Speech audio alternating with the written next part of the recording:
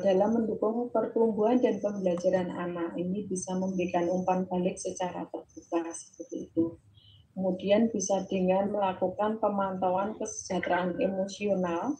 Sini evaluasi perkembangan pribadi juga dapat mencakup pemantauan kesejahteraan emosional siswa. Ini penting sekali untuk memberikan dukungan ekstra perlukan dan memastikan lingkungan pembelajaran yang aman dan mendukung. Kemudian dengan penilaian formatif yang terarah, di sini evaluasi perkembangan pribadi ini dapat menjadi dasar untuk penilaian formatif yang terarah, memungkinkan pendidik juga untuk memberikan umpan balik secara kontinu yang membantu siswa dalam perbaikan terus-menerus gitu. Nah, melalui penerapan evaluasi perkembangan pribadi yang holistik dan berkelanjutan di platform Merdeka Mengajar, pendidik ini dapat memberikan bimbingan yang lebih berfokus, mendalam, efektif kepada setiap siswa. Nah, ini menciptakan lingkungan pembelajaran yang mendukung pertumbuhan yang komprehensif dan mempersiapkan siswa untuk meraih potensi penuh dalam kehidupan. Kemudian tujuan evaluasi perkembangan siswa, di sini pemahaman diri yang lebih baik. Dengan tujuan ini peserta akan mampu mengidentifikasi kekuatan dan kelemahan mereka yang lebih jelas. Kemudian perencanaan pengembangan pribadi. Tujuan evaluasi ini juga mencakup menyusun perencanaan untuk pengembangan pribadi lebih lanjut, peningkatan kemandirian.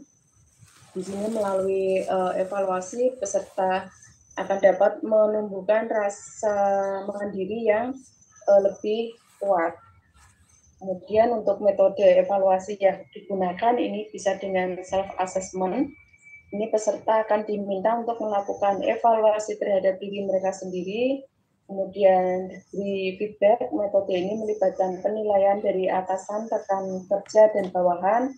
Kemudian observasi oleh mentor, ini para peserta dapat akan diamati saat melaksanakan tugas oleh mentor mereka. Nah, di sini untuk self assessment atau penilaian diri ini merujuk pada proses di mana seseorang mengevaluasi atau menilai dirinya sendiri.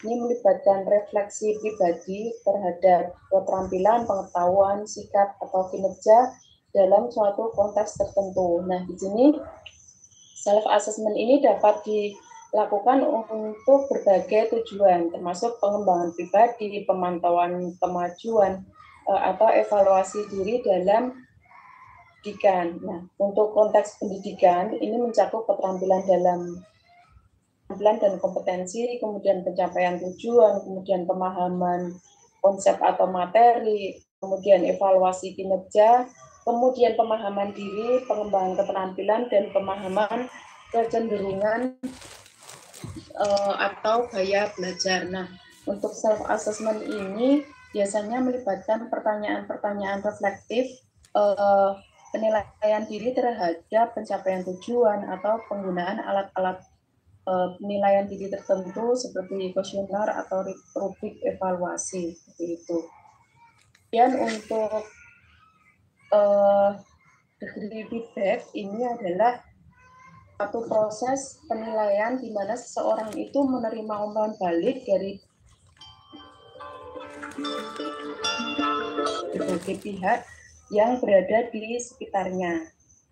Nah, dalam konteks ini 360 derajat ini merujuk pada lingkup umpan balik yang datang dari berbagai arah, termasuk atasan, rekan kerja sebaya, bawahan, seperti itu.